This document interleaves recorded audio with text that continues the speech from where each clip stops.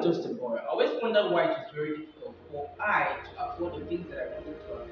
I always wondered why it was that my parents they were not able or in the position to do many things that I hoped would do for me. I usually used to compare them with my friends' parents, ask them why are they not driving this car? Oh, my friend that came in a nice car today, but daddy, where is your own car?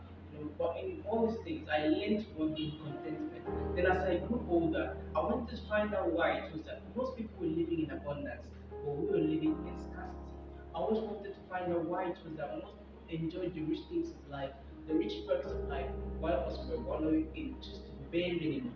So as I got to realize, I realized that there's actually a secret to attracting abundance into your life. And you don't even need money to get this abundance. So what is the secret to abundance? The first thing I did in my search was that I needed to find out what it was I needed to do to myself to make me position myself where abundance is flowing. In the Bible says that when King Solomon asked God, okay, God put a question to King Solomon. He said, ask of me whatever you want me to do for you, and I'm going to do it for you.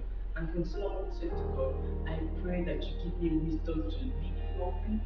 God, I can imagine the kind of shock that God was in. He was like, of everything that there is for you to ask me, you're asking me to give you wisdom to lead my people. You didn't even ask for me to kill your enemies. You didn't even ask for honor. You didn't even ask for riches and wealth. You didn't even ask for glory. Because you asked me for wisdom, I'm going to give you honor, give you glory, give you wealth, so that nobody else before you and nobody else after you can compare to.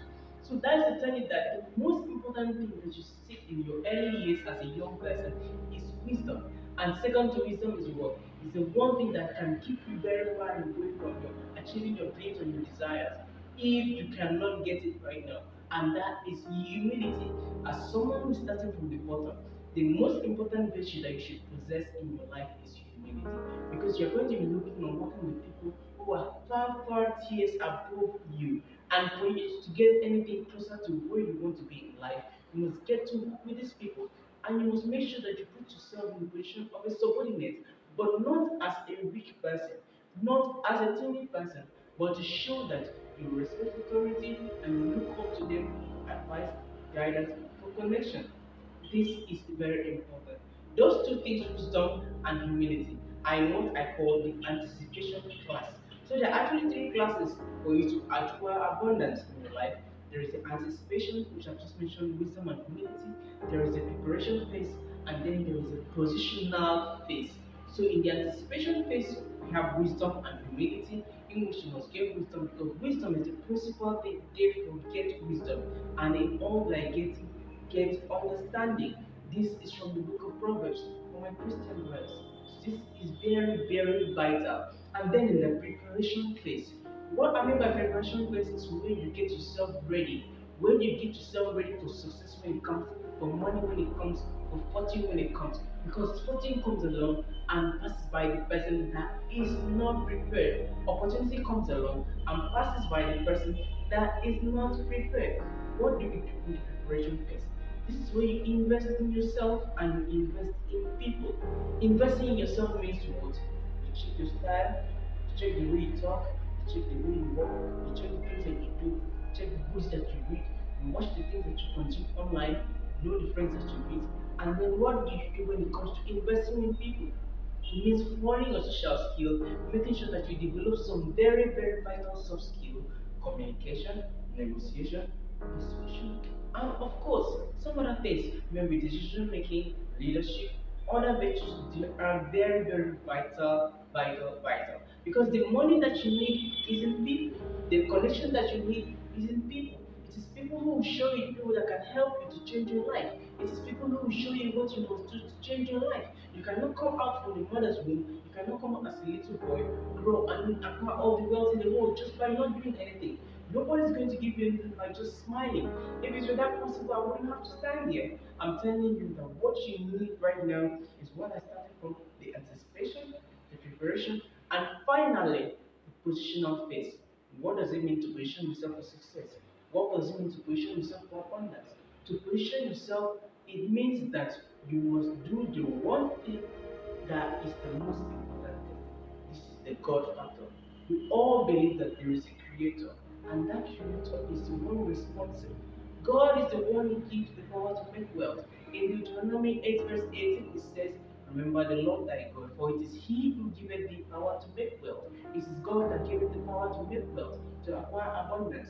And God is ever really willing and ready to give us abundance.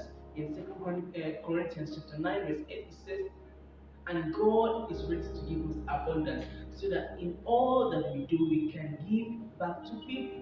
This is the will of God. So, my friends, in the question of faith, it is important that you develop certain qualities, certain virtues. Number one is faith. Number two is trust. Number three is generosity. And number four is stewardship alongside patience. For faith, you must trust and believe in God that it's all going to happen for you in His timing.